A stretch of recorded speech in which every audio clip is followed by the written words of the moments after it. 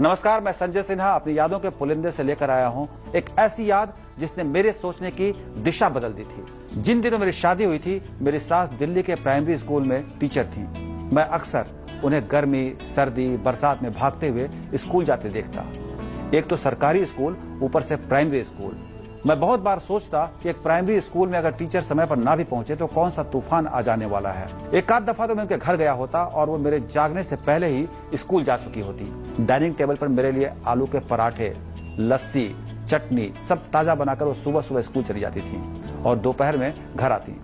एक तो ससुराल, दूसरे पंजाबी ससुराल। मेरे पल्ले आज तक ये बात नहीं पड़ी कि पंजाबी लोग तले हुए पराठे के ऊपर मक्खन क्यों लगाते हैं। मक्खन के साथ फुल साइज ग्लास में मलाई मारकर लस्सी और दोपहर के खाने में पनीर की सब्जी पर इतना जोर क्यों देते हैं। मैं तो शुरू में इस बात पर हंस हंस कर पागल हो जाता था कि आखिर दोपहर के खाने में माह की दाल, राजमा, पालक पनीर, मटर पनीर और शाही पनीर के बिना पंजाबियों की मेहमान नवाजी अधूरी क्यों रह जाती है। और इसका नतीजा ये हुआ कि शादी में मैं जो कुल 62 किलो का था, शादी के साल भर के बाद 74 किलो का हो गया। लगने को तो दिल्ली वालों को पानी भी लग जाता है, मैं तो सीधे सीधे ससुराल का घी पी रहा था। खैर, आज की कहानी ससुराल की सेवा गाथा नहीं सुना रहा। आज कहानी का सारांश इस तरह है कि मेरी सास बिना नागा किए, देर किए रोज स्कूल पहुंच जाती थी।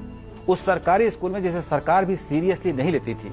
जिस स्कूल को स्कूल का चपरासी तक सीरियसली ना लेता हो, उस स्कूल में मेरी सास ने कभी बिन बताए छुट्टी नहीं ली, कभी देर से नहीं पहुंची। एक दिन अपनी सास को मैंने बताया कि मेरे स्कूल में ओम प्रकाश मास्टर कई बार नहीं आते थे तो कोई एक्शन नहीं लिया जाता था। फिर आप प्राइमरी स्कूल के बच्चों की पढ़ाई को इतनी गंभीरता से क्यों लेती हैं? एक आध दफा देर हो जाए तो कौन सा पहाड़ टूट पड़ेगा। वैसे भी सरकारी स्कूल में कौन सी पढ़ाई होती है जो इतनी माथापच्ची की जाए। मेरी सास ने मेरे सवाल का जवाब देने से पहले मुझसे सवाल किया। उन्होंने कहा कि बेटा ये बताओ कि उस ओम प्रकाश मास्टर के बच्चे अब क्या करते हैं। मैंने दिमाग पर बहुत जोर डाला। फिर मैंने बताया कि उनके बच्चे क्या कर रहे हैं ये तो नहीं पता, लेकिन उनकी बड़ी बेटी 10वीं तक ही पढ़ाई कर पाई थी। फिर उसकी पढ़ाई छूट गई। बेटा भी ठीक से नहीं पढ़ पाया तो छोटा मोटा कोई काम उसने पकड़ लिया। मेरी सास ने कहा, उन सभी मास्टरों को याद करो जिन्होंने अपने काम को ईमानदारी से अंजाम नहीं दिया। मेरा मतलब पढ़ाई में कोताही बरती, बच्चों को पढ़ाने की जगह स्वेटर बुनने या घर के काम करने में समय खर्च किया या ट्यूशन आदि पर अधिक ध्यान दिया। मैंने फिर दिमाग पर जोर डाला। पंडित मास्टर जी की याद आई। संस्कृत पढ़ाते थे। पढ़ाते क्या थे, बातें बनाते थे। बच्चों से कद्दू, पपीता, केला बतौर उपहार लेकर कॉपी में नंबर दिया करते थे। उस पंडित मास्टर की बेटी पता नहीं क्यों छठी के बाद ही स्कूल छोड़ गई थी। बहुत बाद में पता चला कि उसकी शादी हो गई थी, पर पति ने उसे भी छोड़ दिया था। फिर एक एक कर मैंने बहुत से मास्टरों को याद किया। उन मास्टरों को भी याद किया जो सचमुच बहुत ईमानदारी से पढ़ाते थे, जिन्होंने कभी बेवजह नागा नहीं किया। याद आया, गणित वाले पारसनाथ सिंह मास्टर का बेटा तब इंजीनियर बनकर अमेरिका चला गया था जब अमेरिका का दरवाजा सबके लिए नहीं खुला था। हिंदी वाले उपेंद्र राय के मास्टर की बेटी तो मेरी आंखों के आगे ही डॉक्टर बनी थी। मैं अपनी यादों में डूबा था। मेरी सास ने मुझे टोका, कहाँ खो गए बेटा जी। मैंने अपनी सास से कहा कि मैं अपने मास्टरों को याद कर रहा हूँ। मेरी सास ने कहा, क्या याद किया? यही कि ओम प्रकाश मास्टर के बेटे ठीक से नहीं पढ़ पाए। संस्कृत के मास्टर की बिटिया का भी यही हाल था। पारसनाथ सिंह और उपेंद्र मास्टर की कहानी भी मैंने उन्हें सुनाई। मेरी सास मुस्कुराई। उन्होंने कहा कि मैंने इसीलिए आपको याद करने को कहा था। जो मास्टर बच्चों के भविष्य से खिलवाड़ करता है, दरअसल किस्मत उसके साथ खिलवाड़ कर देती है। जिन बच्चों को स्कूल में पढ़ने के लिए भेजा जाता है या जो बच्चे स्कूल में सिर्फ पढ़ने के लिए आते हैं, उन्हें ईमानदारी से पढ़ाना चाहिए। जो लोग ये सोचते हैं कि कुछ भी करें तो काम चल जाएगा, उनका अपना काम अटक जाता है। अक्सर ज्यादातर शिक्षक के बच्चे ही नहीं पढ़ पाते। मैंने एक भी दिन बच्चों के साथ बेईमानी नहीं की, मेरी सास ने कहा। उन्होंने कहा कि देख लो मेरी दोनों बेटियां पढ़ाई में कैसी निकली।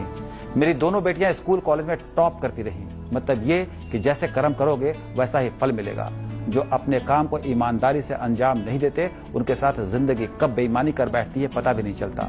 पता नहीं कहां से ठंड में, गर्मी में, बरसात में बच्चे स्कूल पढ़ने के लिए आते हैं, ज्ञान की प्राप्ति के लिए आते हैं, माँ बाप की मुराद पूरी करने आते हैं।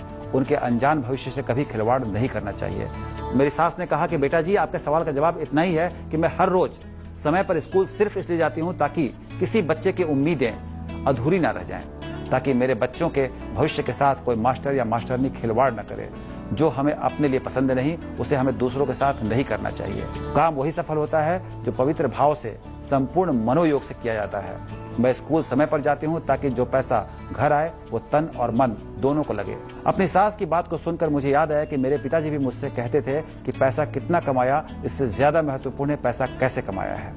ये जिंदगी की छोटी छोटी बातें हैं, लेकिन बहुत ही उपयोगी बातें हैं, बहुत ही उपयोगी जानकारी है। मैं ऐसी यादों को जिंदा रखता हूं क्योंकि हर कदम पर इनकी जरूरत होती है। आज के लिए इतना ही। कल फिर आऊंगा यादों के पुलिंदे से कुछ खास स्पेशल लेकर। तब तक के लिए मुझे विदा दीजिए। नमस्कार।